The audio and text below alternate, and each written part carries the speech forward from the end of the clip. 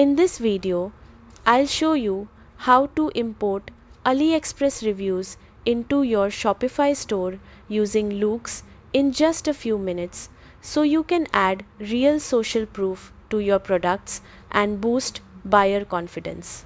First, open your browser and log in to your Shopify admin. Make sure the Loox app is already installed on your store. Once installed, open the Loox dashboard and click on Import Reviews. Here, you'll see an option called Import from AliExpress. Drag the Import to Loox button to your browser's bookmark bar. This makes importing reviews quick and effortless. Now, go to AliExpress and open the product page you want reviews from. Make sure this product matches one in your Shopify store. With the AliExpress product page open, click the Import to Loox bookmark you just saved.